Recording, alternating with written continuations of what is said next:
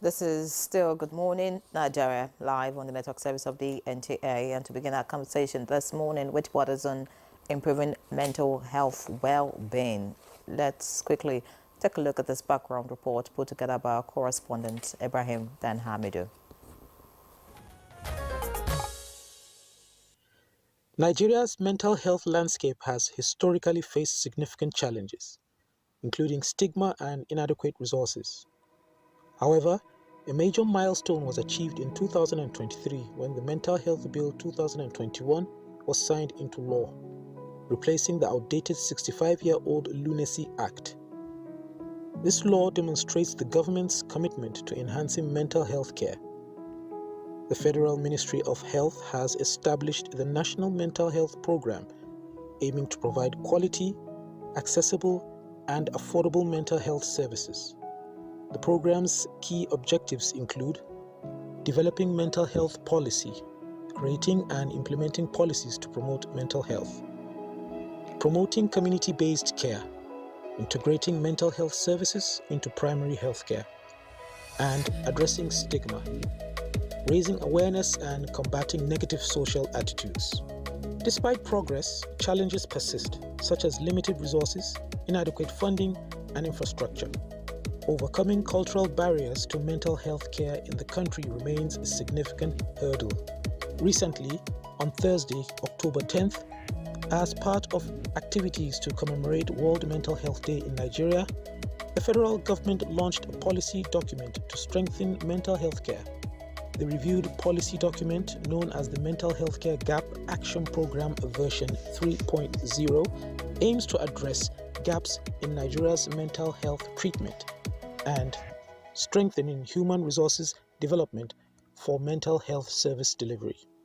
Today, our guests and experts will delve into the tasks ahead for strengthening Nigeria's mental health policy by adopting a multifaceted approach, addressing stigma, promoting community-based care, and developing comprehensive policies. We can enhance mental health outcomes for all Nigerians. Join the discussion and explore ways to improve Nigeria's mental health landscape. Some organizations are already making a positive impact on Nigeria's mental health landscape, such as Mentally Aware Nigeria Initiative. It's Nigeria's largest youth-run and youth-focused mental health organization, working to raise awareness and provide support for mental health. Amaudo, providing residential, community, and educational support services to raise awareness of mental health issues affecting communities in southeast Nigeria. And the Health Emergency Initiative, partnering with hospitals to provide basic health care to the poorest communities and equip individuals with first responders training. Let's dive into the discussion and explore ways to build on this progress. All right, many thanks, Ibrahim and Hamidu, for that background report. And while we await some other guests who will join us, let me introduce here in the studio Adedeji Adegoroye, who is Director Communications, Nigerian Mental Health and NGO. A pleasure to welcome you to Good Morning Nigeria. Thank you. It's a pleasure being here. Andre? We also have with us Chinyere Ugo Onyekere, clinical psychologist, NAME Foundation. Many thanks for joining us, ma'am. That's fine. Good morning. Thank you for having me. All right. Not sure if Professor Jubril is with us. All right. We have Professor Jubril Abdulmalik, consultant psychiatrist and CEO, founder at CIDO Foundation. Professor Abdulmalik, many thanks for joining us. Good morning, and thank you for having me. All right. Let's begin with you, since we can hear you clearly at this time. Can you help us break it down? I would say that mental health is a bit relatively new in our lexicon. It's become something you hear often. It wasn't so. If someone is mad, you say it's mad. You know, if someone is crazy, you just say so. But mental health came along the way. What constitutes mental health, illness, and what have you? Thank you very much, and I'm really glad that we have this opportunity to talk about mental health, especially for Nigeria, because October 10 is World Mental Health Day, and we are still in the month of October. So let me start by saying that the World Health Organization's definition of health is a state of complete physical, mental, and social well-being. So what that means is that for you to be truly healthy, you need to have physical well-being, you need to have mental well-being, and social well-being. These are the three components of health. So if you just say, and there is nowhere in the world where you do an exam and you pass with a score of 33%. Because if you pay attention only to your physical health, the most you will get, even if you get all the marks for physical health, will be 33.3%. That will not give you a pass mark. For you to be truly healthy, you need to take care of not just your physical health, but also your mental health and your social well-being. So this has always been the definition of health. However, in Nigeria and many other developing countries, very scant attention has been paid to mental health over time. And there are lots of misconceptions and ignorance around what is mental health. Most people, when they hear mental, say, weary, maukachi, madman, arrow, yaba left, and so on. But that is not what mental health is. The same way we have physical well-being, physical health, is the same way we have mental health. And every human being that has a brain has mental health, right? It is about your state of emotions, your state of thinking, your state of judgment, decision-making, behavior, speech, which is a manifestation of what is going on upstairs in terms of your thinking, right? So all of these are the things that make up mental well-being. And then lastly, the WHO says if for you to enjoy good mental health, you should be able to do 4 things. So if we say you are mentally healthy, you should be able to perform 4 roles successfully. The first one is that you are able to strive to fulfill your unique potentials. All of us have different potentials.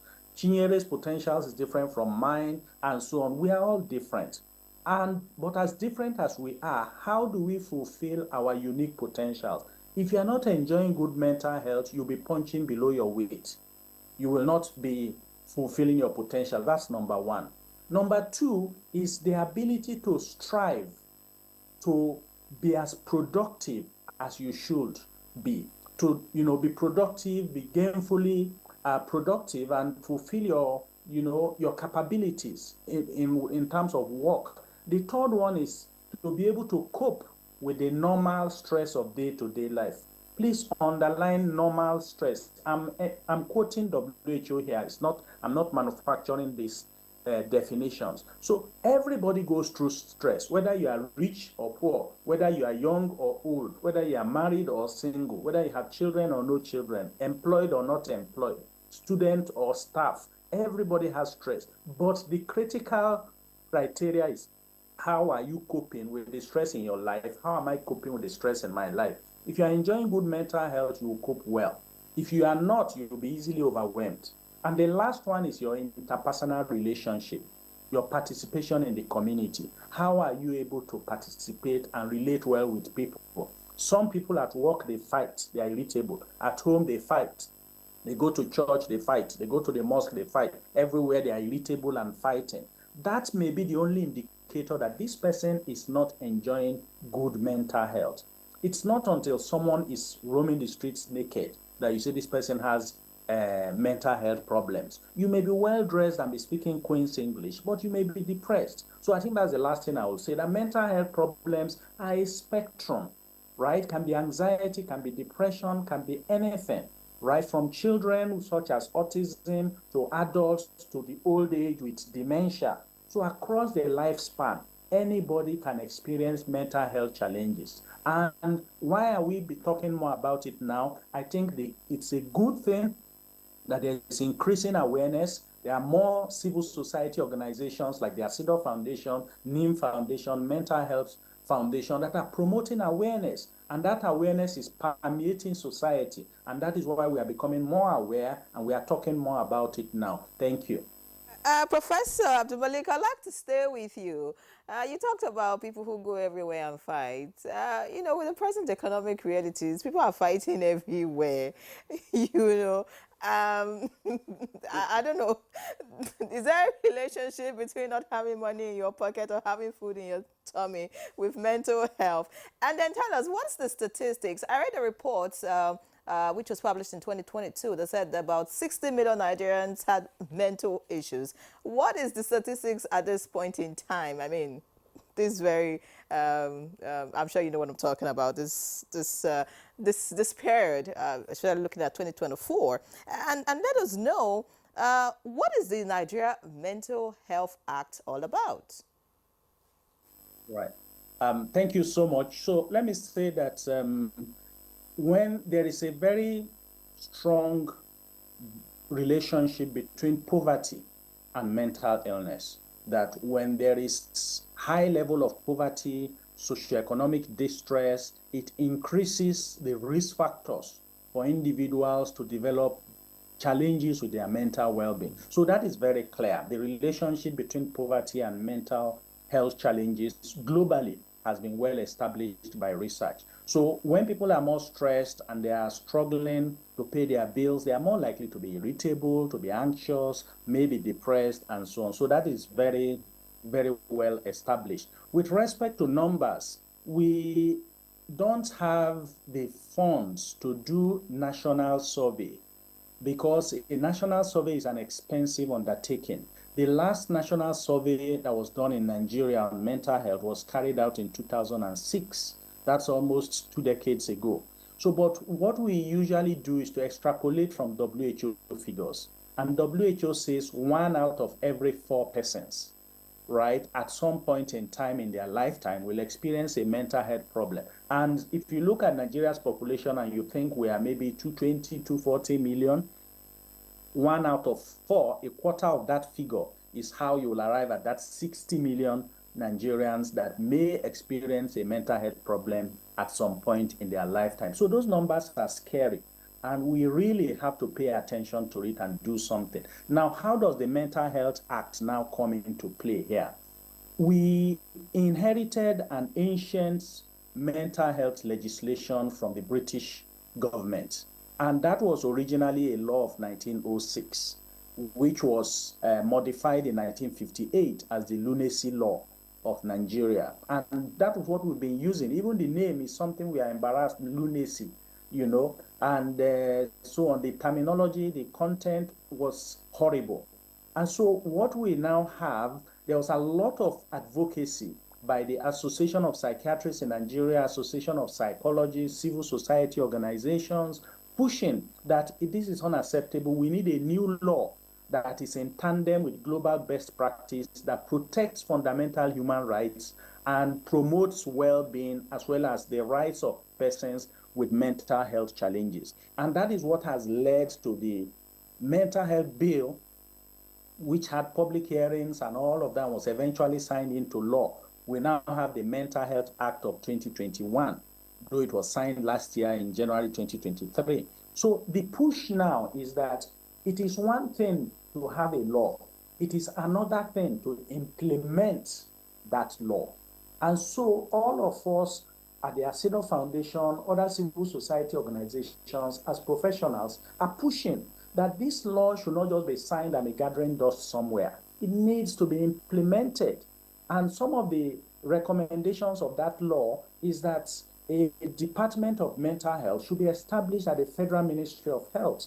So currently we have a mental health program. So that needs to be upgraded to the status of a department and so on. And then a lot of things need to be done to promote and protect the rights of persons with mental health challenges. So that is the next hurdle that we have to cross. That now that we have a law that is scientifically and globally in tandem with best available evidence, how do we now implement that law and ensure that every Nigerian with a mental health challenge is protected and gets the treatment they deserve? This is in line with the third Sustainable Development Goal of the United Nations, which says health for all.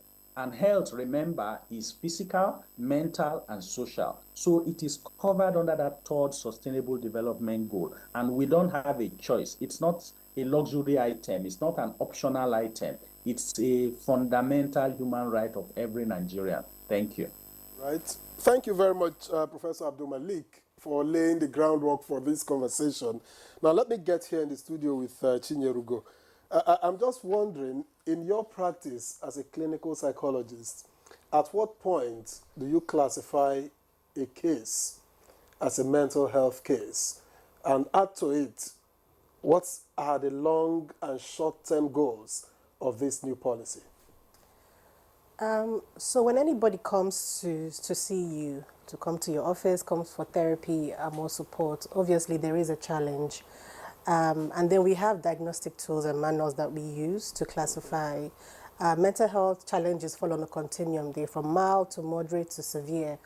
So many people that present would have, symptoms that fall within, specific categories. One of the things I always like to preach is please don't self-diagnose. It's very important to not self-diagnose because as professionals, there are certain things that we look out for that the everyday person may not be looking out for. And then it helps us to categorize and know the type of treatment that would be preferred to the person. The Mental Health Act goes a long way in supporting the everyday Nigeria because, again, the focus on it is on service provision. The focus on it is on protecting the rights of people who have mental health challenges. And because for the longest time, they have been taken advantage of. They are part of the vulnerable society, vulnerable community. So this act also goes a long way into ensuring that they are protected, ensuring that they receive quality care, and also ensuring that you have quality professionals. And I know that we struggle with resources because of the large population compared to the number of resources available. But it's also important to know that there are resources available. There are psychiatrists, there are psychologists, there are social workers, there are different people within the mental health profession that are available to support people who are seeking help. One of the good things about advocacy that has been happening so far in Nigeria is that there's a lot of conversation.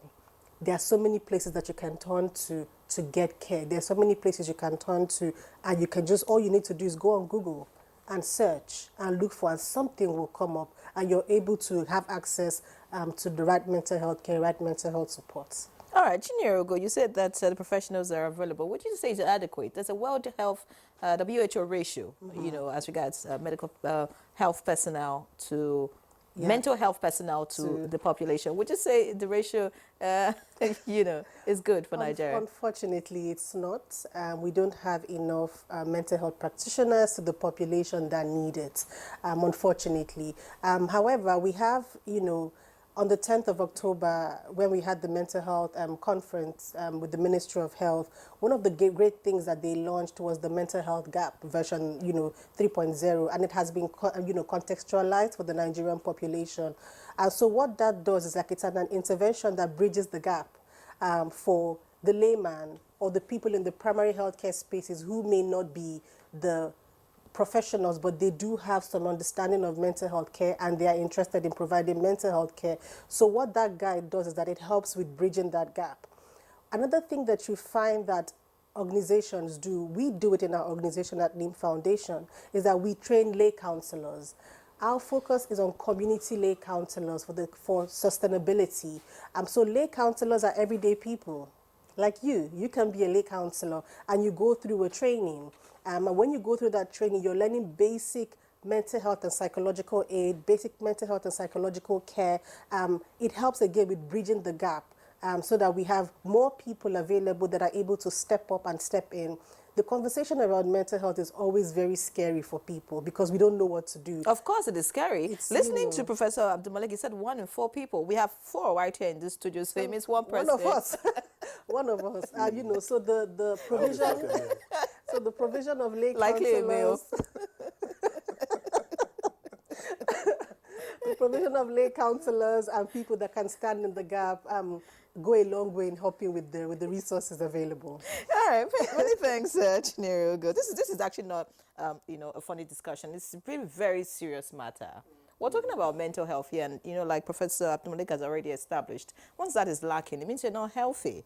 All right, and of course, it goes a long way to affect a lot of other things. So imagine a mother or a father having mental health issues. It affects your children, affects, I mean, your relationship with other people, your workplace and all of that. But I'd like you, Adedeji, to tell us, your foundation or your NGO, Nigerian Mental Health. Yes, this is your focus. Tell us what is the trend in Nigeria about mental health in terms of those that you have dealt with that have mental health issues. What do you think are the likely triggers for most Nigerians? Well, I'll first of all speak of the youth, because the major population of Nigeria is now the youth, or at least people who are upcoming. And one of the major triggers, as we spoke of this morning, is poverty or finding the means to live. So I did talk about this on another interview session, where we find young people trying to find like a way to bridge the gap when it comes to finances. Gone are the days when you just graduate from secondary school or university and a job is waiting for you. Maybe they give you a car, maybe they give you an apartment, or at least there's something to give you to at least get you on your feet. Now we have people who graduate with even master's degrees and they want to get a job and they can't really get a job. I think I got offered a job for 50,000 naira early this year, and the person stated all the roles that will come along with the responsibilities, and I was like, are you serious for this amount? Do you know my qualifications? But this is the reality of so many young people and so many even elderly people here in Nigeria. Now this is a recurring theme when it comes to the people we have come across. Nigerian mental health is actually a conglomerate of multidisciplinary people. We have over 40 organizations. We have so many mental health experts who are working together. So we tend to come across a lot of things on day to day. But then I would say in total, we are making great strides, especially considering the bill that has been signed and considering the petition that we are pushing for. I'm surprised you didn't mention drug, you didn't mention other factors that could yes. Be a trigger, for the young people especially. Yeah, so they say an idle mind is the devil's workshop. When we have young people, even elderly people, who tend not to be able to bridge the gap when it comes to finances, the tendency is for you to turn to drugs, alcohol, maybe some other substance abuses, maybe cocaine, weed, whatever it is. But then these are like avenues for them to distress. Some people go out to express anger. So there are some people that are just waiting for somebody to piss them off. I don't know if you've ever heard, maybe on the streets, or somebody is just like, I'm just looking for who could just touch me, person who could just activate me, that kind of thing. So people are just out there looking for avenues to pour the stress and the frustration that has gathered up, and this is affecting their mental health as well. All right, thank you very much. Let me get back quickly to Professor Abdul Malik, and I'm trying to find out how this policy is likely to help increase access to those who need help in cases of mental health, and how you can also bridge the gap. I'm talking about the policy now, bridge the gap between, the number of people who need help and then those who get to attend to them. Right. Thank you very much. This is now we are really getting to the meat of the matter, which is service delivery. And it's I'll just build on Chinyere. What is called the treatment gap. The treatment gap is the number of persons with a disease who are not able to get the treatment they need. And for Nigeria, the treatment gap for mental illness is 80%, which means 8 out of every 10 Nigerians with a mental health challenge is not able to access the care they need. 8 out of 10, meaning only 2 are getting treatment. So obviously this situation is not acceptable, right? We need to have access to quality care by more of our citizens so that they are not suffering in silence. There are many reasons why Nigerians with mental illness suffer. Part of it is ignorance. Part of it is shame and the fear of stigmatization. So they hide. They don't want to come forward to receive treatment. And part of it is unavailability of mental health professionals. So how do we solve these problems? We have to approach it in multiple dimensions. One layer is to promote awareness. create awareness. And this is part of what NTA is doing by inviting us to speak today, which is fantastic. Kudos to the NTA and other media organizations, as well as civil society organizations like NIM, Mental Health, Asido Foundation, and so many others doing fantastic work out there to promote awareness so that people are more aware of what this is about, where they can go for help, reduce the shame and stigma. Those are very important. But the key component is also how do we provide services? And that is where the Mental Health Gap Action Program version 3.0 that was launched by the Federal Ministry comes into play. It is a tool, a manual that can be used to train everybody: primary healthcare workers, non-specialists, nurses, community health workers, use even school counselors, use it to train them so that they can identify common mental health conditions, offer something like first aid, right? Like if you're in school, there's usually a first aid box. If a child falls down and has a bruise, you clean it, apply iodine, put plaster. Something like that. So it's like psychological first aid. So the tool allows us to train many more. So you don't have to look for me as a psychiatrist or look for Chinyere Ugo as a psychologist before you can receive care, right? So we decentralize care, train more people with capacity building so that they can offer services to many more Nigerians, and only those who are severely ill to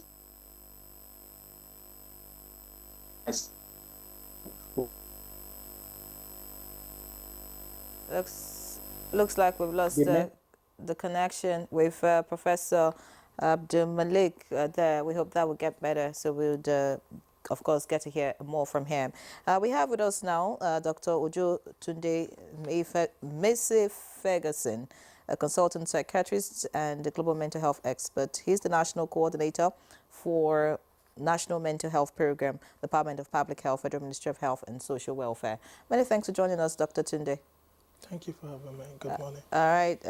You joined the conversation a bit late, but of course, we'd like to just quickly get your perspective about the new Mental Health Act. You know, Professor Abdul Malik and Chinyere Ugo have touched a bit on it, but you know, I'd like you to tell us how this really would change the narrative in terms of mental health in the country. Before the connection problem, Professor Abdul Malik was talking about access to quality care.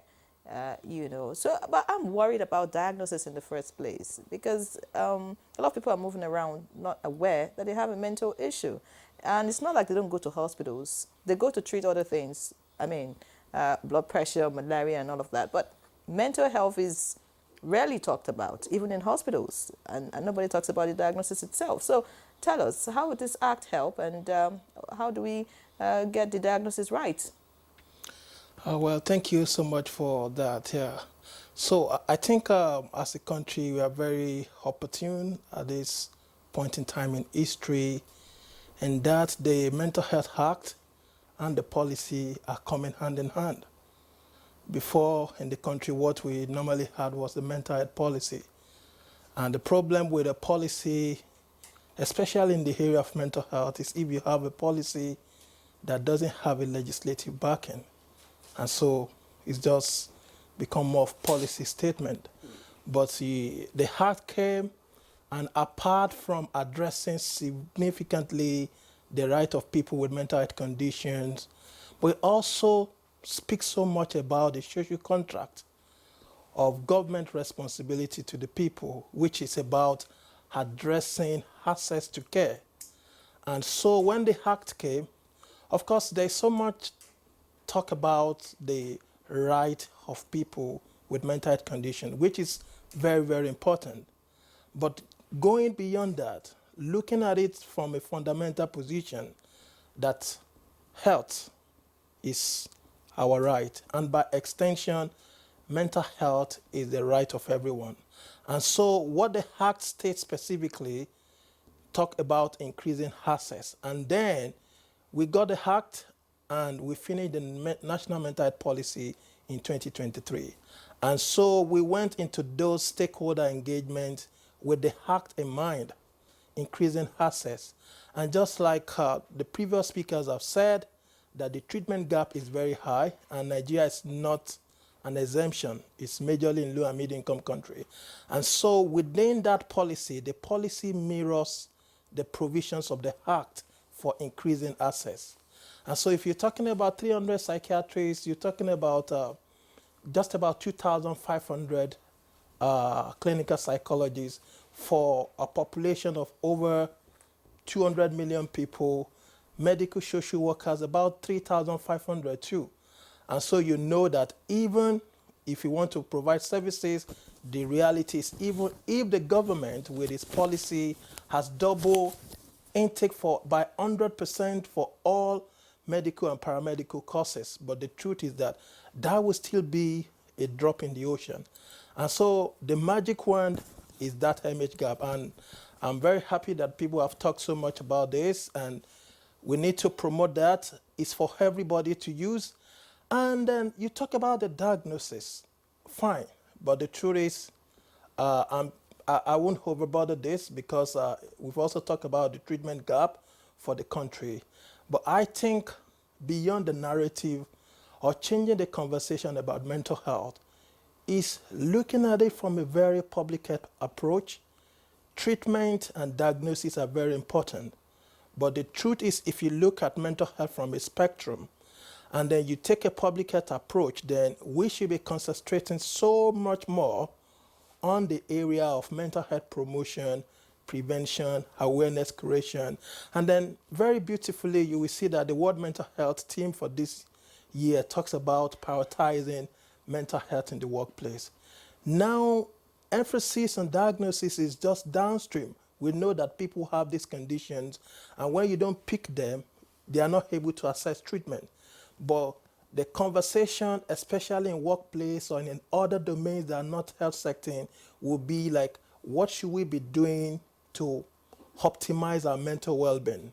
What should we be doing to promote mental well-being? What should we be doing that people don't come down with mental health conditions? When we have narrative around hypertension, diabetes, the conversation is very strong on what are the modifiable risk factors, what are the healthy lifestyles that people should promote that they can, minimize the risk factors for those conditions. The same thing also is for mental health conditions. I do know that unlike other chronic conditions, that the issue of stigma and discrimination is very, very so much attached to mental health. And that's why if you're talking about intervention, as a country, one of the biggest interventions that we need for mental health is increasing mental health awareness in the general population, and for people to take responsibility and knows that mental health is everybody's business. And when we talk about mental health, all of us have mental health. But mental health condition, that's another narrative. But you hear people talking, oh, there's an epidemic of mental health. There's nothing like that. Because there can't be an epidemic of good thing. You get it? So all right. But I'm just wondering, it's a whole lot in the policy from what you've talked about. But what's the timeline for implementation? Plus, is stress a factor in mental ill health? Interesting. Okay, thank you for the question. Timeline. So I will say again, it is the primary responsibility of the federal government to give a policy direction on what should be done. But talking about timeline and the deliverables, just like they will say in local parlance that maybe it takes a family to get a child, but the whole community to raise the child. And one of the things that we found before now is there's that much of disconnect at national level and subnational level. So, but increasingly, what the National Mental Health Program and the Federal Ministry of Health has done is to get much buy-in from the subnational level. So before now, the policy is just there, the implementation not so much there. But one of the things that we've been able to achieve, the ministry has achieved, is at one of the recent National Council on Health, we got a memo to be passed which speak to creation of mental health desk across the 36 states of the Federation. This was not there before. But once this is there, you have the subnational governance structure, and then we can take it up from there. On the issue of timeline, I can't speak specifically to that, but the thing is, a policy has a life cycle of about 5 years in which you review, but we don't wait for that time. And then talking about stress and the what's it called, its implication to mental health. Stress is good, depends on how you manage it. Too much of stress is bad, and that's why you will even find in the definition of what mental health is. Ability, one of the operational definitions in that is ability to cope with normal stresses of life. But the truth will be, if people are having too much stress that they can cope with, and if they are adopting maladaptive coping mechanism, bad way of coping, someone is going through stress and then decide to take cigarette, alcohol, like, oh, I'm trying to use it to cool off my head. And of course, sustained level of stress is not even beyond mental health, beyond mental health. It has negative, is a risk factor for mental health and also for other conditions.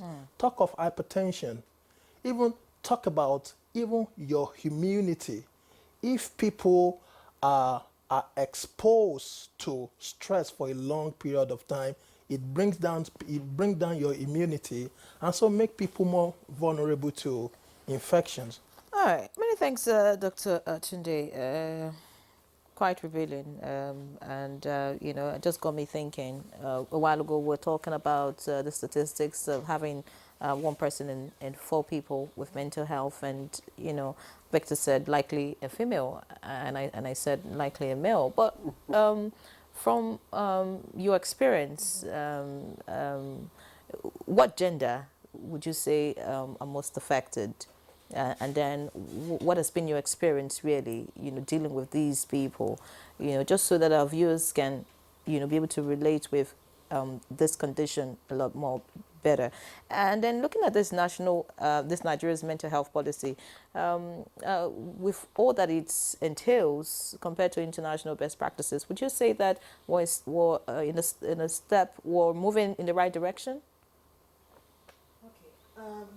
So mental health challenges are no respecter of gender. It cuts across gender. It's not a respecter of age or social class or religious affiliations.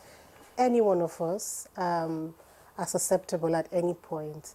However, there are some mental health challenges that you would see more in women compared to men. For example, conditions like postpartum depression, specific to women. When you have depression and anxiety, you have more women who are presenting with that. In mental health challenges like schizophrenia, you have men, you have women presenting with that. So there's no, we can't say, oh, it's only men or it's only women. Yes, we understand that there are some you would see more in men than in women. When we are also looking at conversations around moving in the right direction, I think we are moving in the right direction. The amount of advocacy we have around it, the amount of government support and the work that the National Mental Health Program is doing around mental health is actually, it's exciting to see.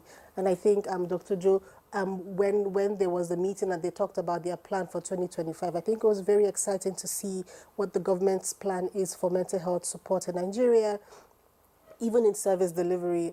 So we are moving in the right direction. Obviously, many people will say we're at the infancy stage. I think we're growing. We're getting there. Compared to where we were before, we're speaking a little bit more about it. People are beginning to open up and talk a little bit more about it. The shame and stigma is still there, but there is support. So we're moving in the right direction. Okay, thank you very much, Chinyerugo. Let me get back to you now. How much do you think that the mental health policy should take on board awareness and education as a start point, because if you know, then you are in a better position to deal with the issues even before they start. True. So I do believe that as much as we can, we should have these outreaches to the basic educational parts of our communities.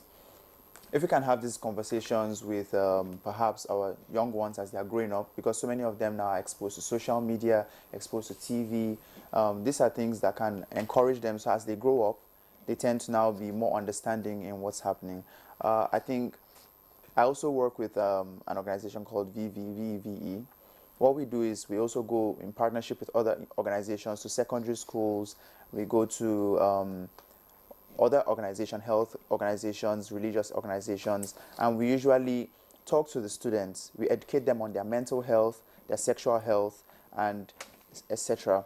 I think even as Chichi was saying, for women specifically, there are lots of things that come up when it comes to mental health, and many of them are not aware. We have things like, when it comes to menstrual health, we have things like post-menstrual and premenstrual stresses that come up, and many ladies don't know. They don't know why suddenly they just feel upset. Suddenly they may feel depressed, and some of these things are not discussed. So we tend to have organizations who are going into the field, and as she also said as well, we have like a whole lot of people who are coming up with NGOs, coming up with social enterprises and organizations pushing this. So it's very, very beautiful. And I think it's something that should be encouraged, and the government is encouraging. All right. I do not know if we have Professor Abdul Malik back on our Zoom connection. Prof, if you're with us, thank you for remaining with us, and I hope your connection is much better now.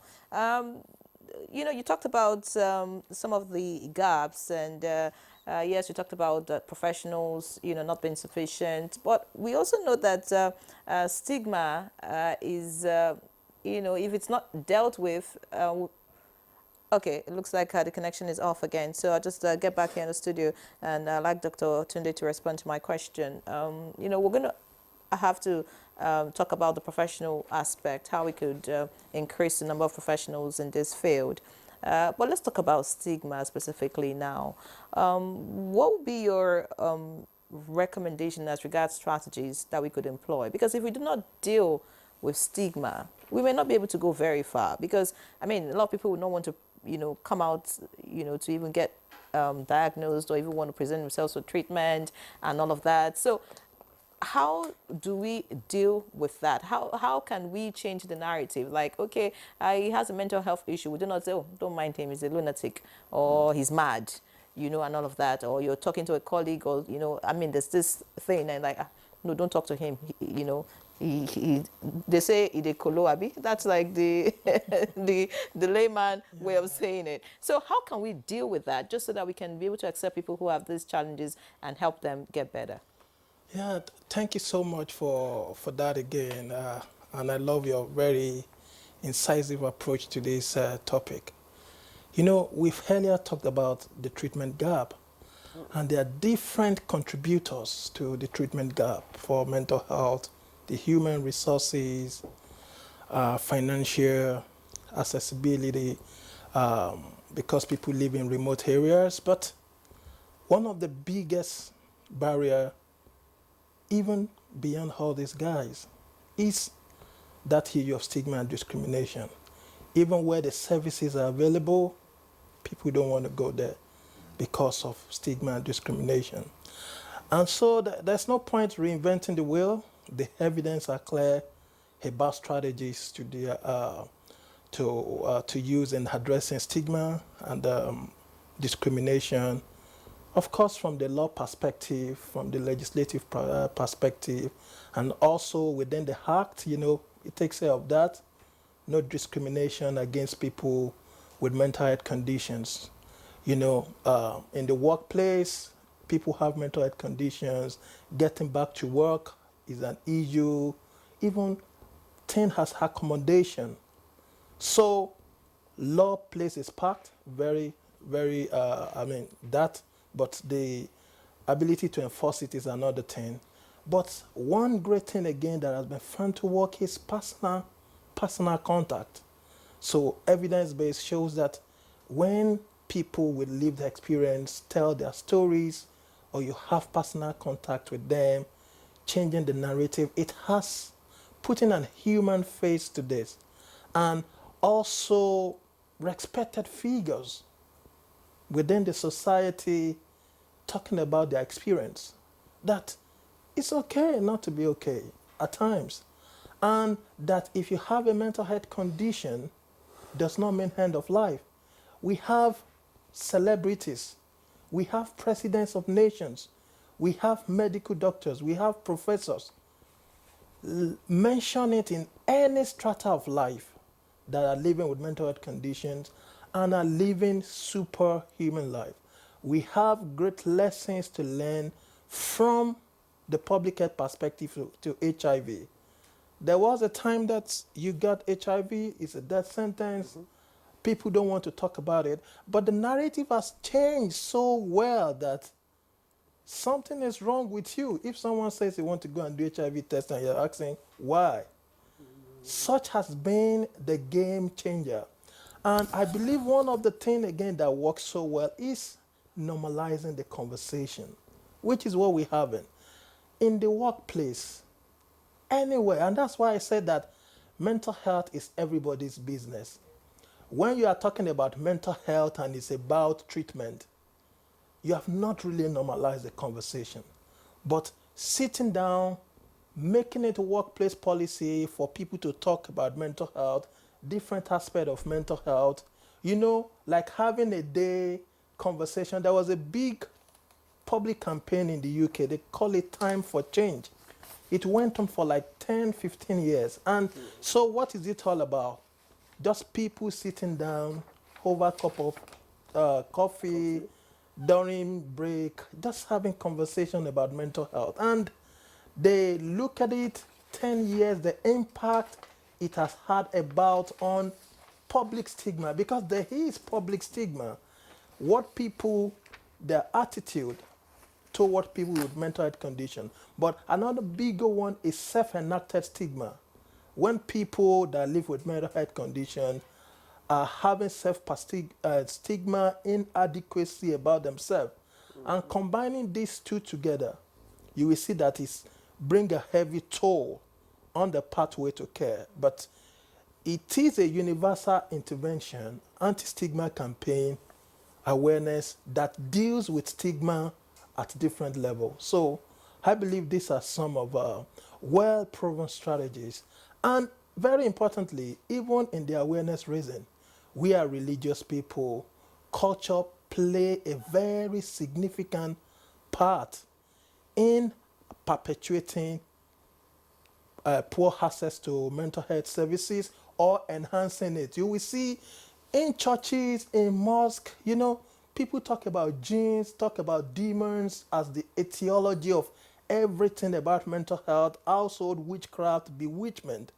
And you know how people believe so much in their religious leaders. So I was very happy when I saw a religious organization in one of their Sunday school, and they were now talking about mental health, the myths around it, what to do about it.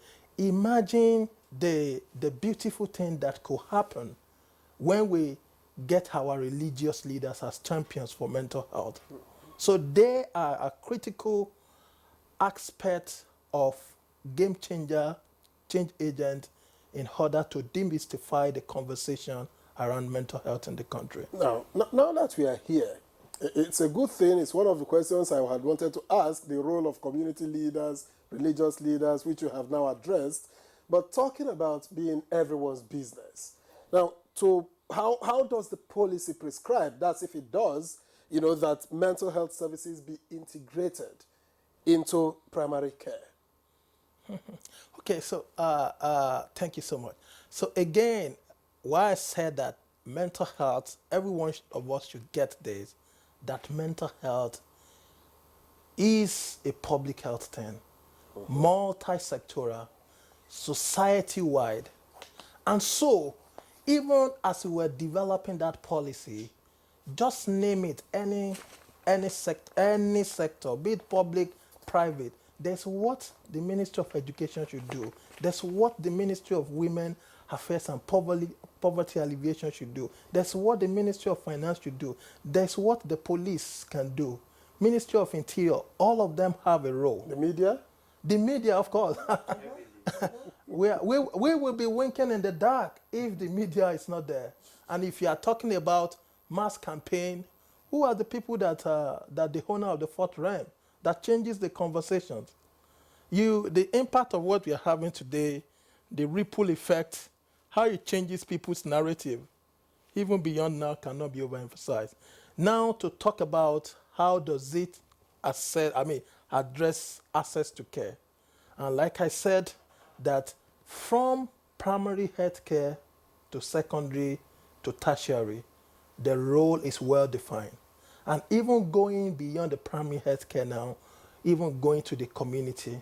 And that is why we leverage on what are existing programs, what are sustainable things. And so the role, the government gives direction. The government have responsibility, even also in the implementation.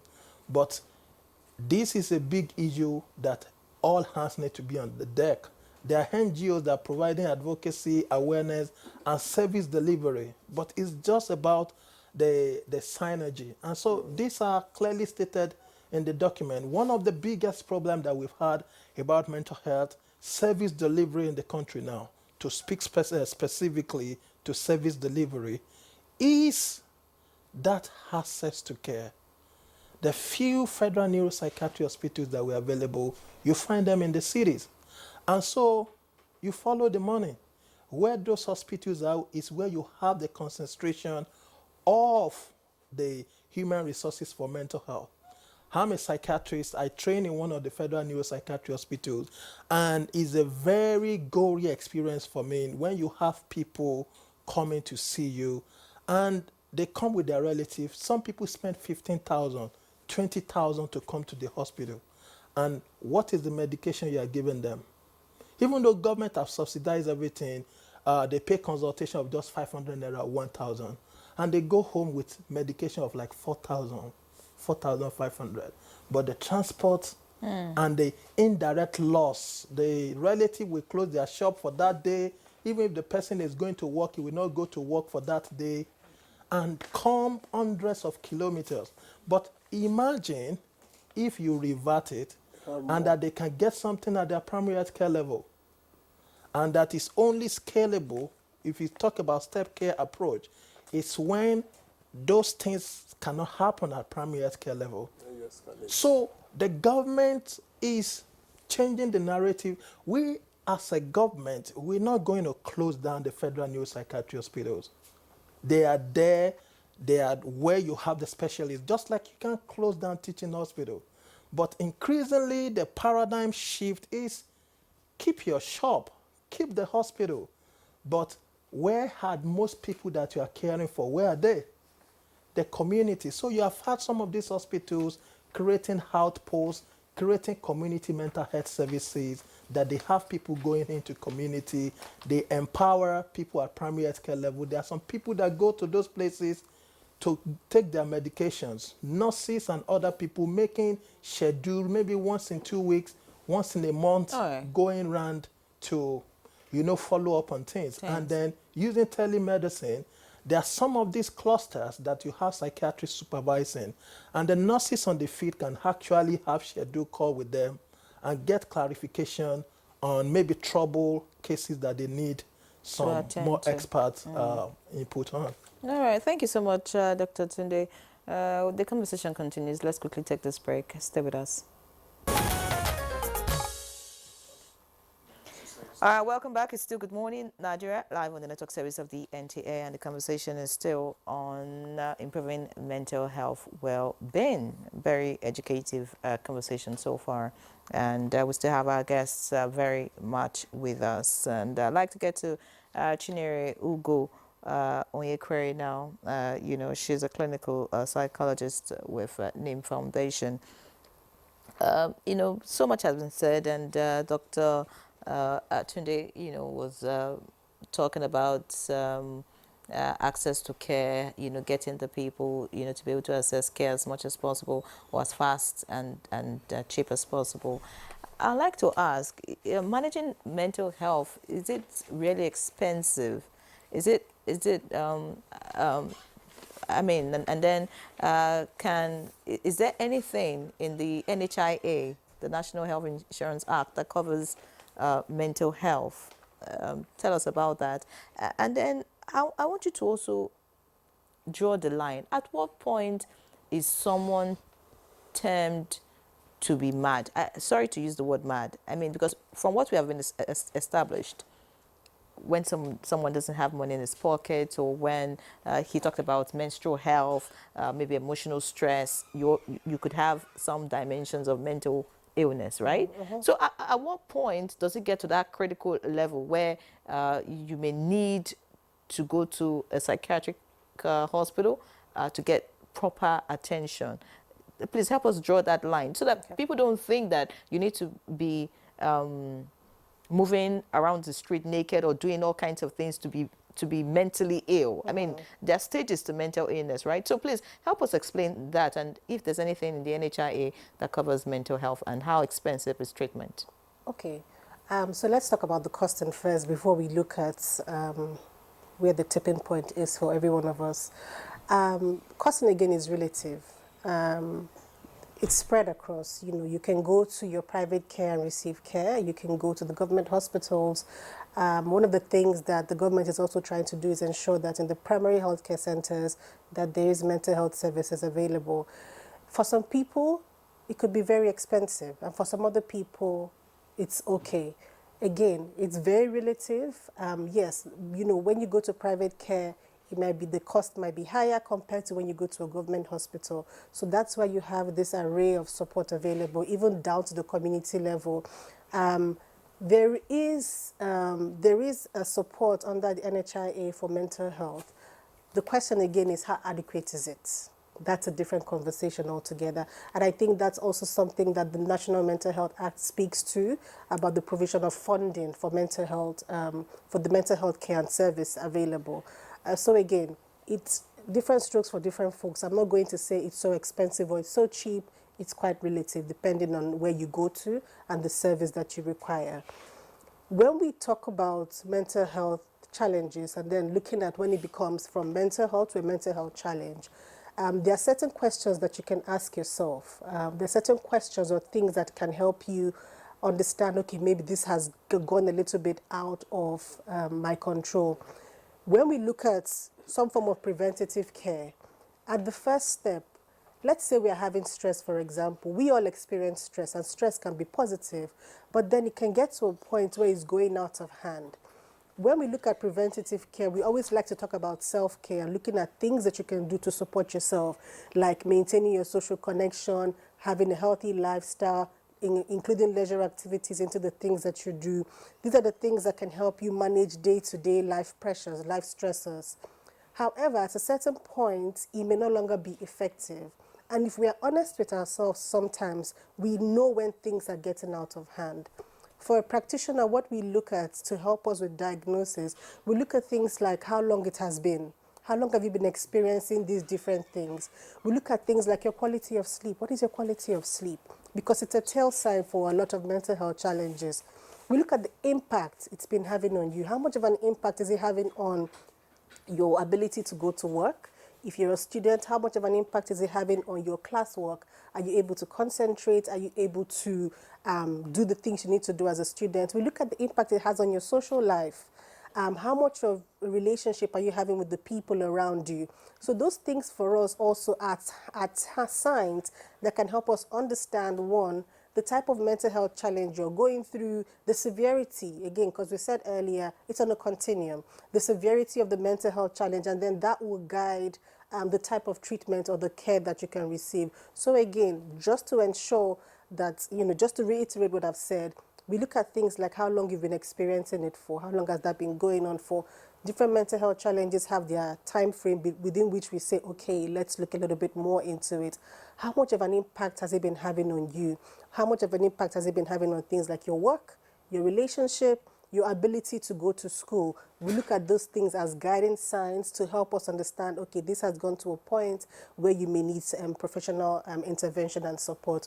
But it's very important to know that even before you get to that point, that there's so many things you can do as an individual to take care of your mental health. Can mental challenge be cured, or is it just managed?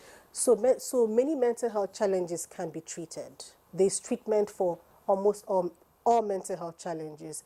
Again, the way it will impact the individual is different. For many people, it's something that you manage for the rest of your life. It's something that you deal with for the rest of your life. Then for other people, depending on what mental health challenge it is, you might find yourself going back to life as it was before and how you've been living your life. So again, it depends on what the person is presenting with, and it depends on that individual. Many people, even if you are managing a mental health challenge, it does not mean you can't live a healthy life. If we look at physical health challenges, many of us go around with physical health challenges and we still have a healthy life. So regardless of what it is, even if it's something you're managing for the rest of your life, be rest assured that you can still live a very healthy life regardless of what it is that you're dealing with. Okay, thank you very much, Chinyere. I understand that Professor Abdul Malik is back with us, and I hope that the signal is now well connected to you. I'll just like to ask what initiatives will be implemented in this policy to retain mental health professionals. Sorry, I didn't get that. I'm asking what initiatives does this policy bring about that can be implemented so that you retain mental health professionals and save them from the Jackpot syndrome? Right. Well, that's a very critical question, but I think that's a little beyond the remit of the scope of the mental health policy. I stand to be corrected. Dr. Ojo is the mental health coordinator of the mental health program at the Federal Ministry of Health. Is also in the room. So I stand to be corrected, but I think generally it's not only for mental health professionals. It's a system-wide policy that needs to cut across the entire health sector to retain health professionals. Nurses are traveling abroad, doctors, mental health professionals across board. So we really need a broad spectrum policy to retain and motivate health professionals, in this case mental health professionals, to stay and continue to offer their best. That will be my response. Thank you. Mr. Ferguson, you want to have a go at it? Yes, thank you so much. Like Professor Abdul Malik said, he was correct in saying that it's beyond the scope of the mental health policy. The policy didn't think about that. No, so what I say is beyond, because like you said, it's a pan-systemic thing. It's not mental health specific. But and if you have listened to the Honorable Minister in some of his media engagement, is that the truth is that you can't keep people from living. It is people's fundamental right to migrate. But if you look at the policy, the mental health policy, and there are hundreds of thousands of healthcare workers in Nigeria, the primary healthcare is the strength of any system. And I think that the policy was very clear about the need for capacity building at the primary healthcare level. But beyond that, the ministry recently, in about a month or two ago, launched human resource policy for health. And in this document, it talks about the retention of healthcare forces and development. And as everyone is aware, I've mentioned earlier that, what's it called? The 100% quota system for all the medical schools and colleges of medicine and allied health, 100% to get more people to be trained to cover up. That, of course, is not a magic wand that is going to address everything. But even so many things that the government may not be talking so much about. I am a beneficiary of government incentive. That while I was doing my postgraduate residency Scholarship, you training, mean? I got a scholarship to travel out of the country to do my master's in global mental health, and I came back, and quite a lot of all these policies are still in place for people to be able to go out and acquire skills and come back. But the truth is that even when government in all its sincerity still does that, people still have a way of playing or trying to outsmart the system. And I also see that these things are already in place, but may need to be strengthened. Uh, Incentivizing people, and of course, even this policy has been there. There is what we call rural allowance for people that have their hospitals in rural areas. And so people that work in those places, there are some federal institutions, people get rural allowance for working in those places. And I believe that even over time, what government will work on more is you keep people in the system, and if they have given so much to the system, there will be like incentivizing. You have spent 5 years with government.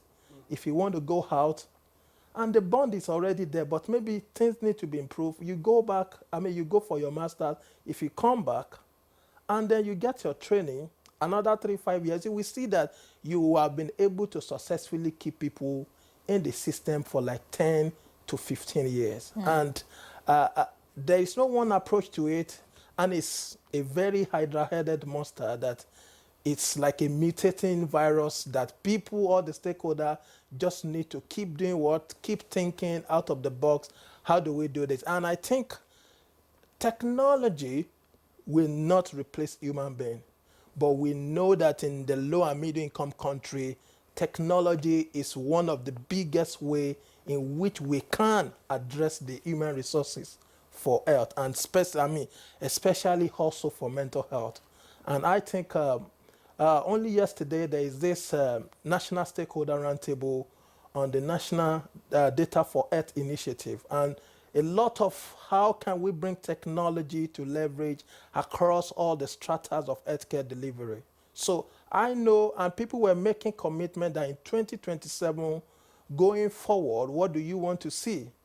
The human being will still be working. Nobody can replace them. But things like even quality access medicine, last mile, taking it to primary health care, making it accessible, all these things are not necessarily going to be handled by human beings. We can leverage on technology, and the government is also thinking in that direction. All right, thank you so much. It looks like the government is, doing so much as regards mental health. But I'd like to ask Adedeji what he thinks that the civil society can do. We can't leave this alone to government. We as a people have a role to play to make sure that all of this impacts us positively. The civil society, you and the NGO space, tell us what can private sector partners also do, to contribute to this fight, just so that we can be mentally healthy? Thank you. That's a very wonderful question. And during the break, doctor was mentioning the suicide is not a crime, or attempted suicide is not a crime. We have this current campaign which is ongoing, which is tagged "Suicide is not a crime." Now, the civil society can make an impact and has already made an impact, because it is because of the civil society that we had the bill passed in, I think, December 2020, if I'm not wrong. The Mental Health Act, yes. And this can happen again, because if we are able to push, for some of these reforms by lending our voices, we can actually make a difference. Right now on our website, which is nigerianmentalhealth.org, we have a bill that we're trying to also push as well to support that. We have had over 4,000 signatories, and we advise people and ask people to please sign in as well. Because if you don't lend a voice, if things happen, you can't hold anybody liable. Because if you don't lend a voice, the government can't even know this is where our minds are going towards. I think there was a TV interview where they were interviewing the president and about a particular issue, and he said, well, this is not an issue in our country because our people are not talking about it. So if we want the government, the president to talk about something or to understand that this is something that we need, I think it's something that we need to talk more about. It also it cuts across social media, it cuts across traditional media, TV, radio, etc. And we have to have people who are sensitized to understand that their voice matters, their mental health matters as well. Professor Abdulmalik, I'm sure your connection is still clear. I'd like to ask, when Dr. Mercer Ferguson was talking earlier, he talked about what can be done in the workplace, because we get to hear about what we should do to prevent other ailments, like say diabetes. They tell you your lifestyle, what you eat and all of that. But in terms of mental health, what are the things an individual should prioritize just so that he or she is mentally healthy? And then what can we do in the workplaces too? Tell us some of the habits, activities, whatever it is that we need to do just so that we're mentally stable. Right. Thank you very much. And the first thing I will say is just to add also to what Adedeji has just said, that the biggest contribution of NGOs like the Asido Foundation and others is the fact that our people perish for lack of knowledge, right? So ignorance is the biggest barrier, and that is the biggest role for NGOs and civil society organizations to play to complement the work of the government, both at federal and state level. And we are also pushing as civil society organizations for the decriminalization of attempted suicide in Nigeria. We had a suicide prevention conference in Abuja recently on October 10, which the Federal Ministry of Health was also actively in attendance at. So now moving on specifically, how can we promote our mental health? One thing that we often forget is the fact that regular physical exercise, right, also helps to improve our mood. When you exercise, your muscles also release some chemicals that lift your mood, and then they help you relax. So when you are stressed, your muscles tend to become tense. When you exercise, the muscles relax, and that also helps to improve your mood. So that's number one. Number two is to ensure that you sleep well. Good sleep is very fundamental to normal brain function. We are expected to sleep for a third of our days. You sleep for 8 hours out of 24 hours. That's a third of the day. So if you are 45 years old, you should have slept for 15 years of your life. If you are 30 years, you should have slept for 10 years. When you hit 60 years, you should have slept for 20 years. Why? Because sleep is fundamental to good brain functioning. When you are sleeping, that's when the nerves of the brain repair themselves, and it helps you to function well and be emotionally sound. So good sleep is number two. Number three is avoid drug abuse. Drug abuse, stimulants, all recreational drugs, they force the brain to stimulate it excessively to pour chemicals out that make you feel good. But the flip side of it is that it damages your brain and it leads to addiction. So please avoid drug abuse. Number four, establish good work-life balance. All work and no play makes Jack or makes the Nigerian a dull person, right? We go to work Monday, Tuesday, Wednesday, Thursday, Friday. Saturday, 10 Owambe. This person is doing marriage. This person is doing birthday. Only you attend 10 events. Sunday, you go to church or you go to NASFAT. After service, you are in one committee or the other. Which day are you going to rest? Body no be wood, right? So you also have to prioritize self-care and make sure that you rest. That's also very important. And then be intentional in nurturing relationships.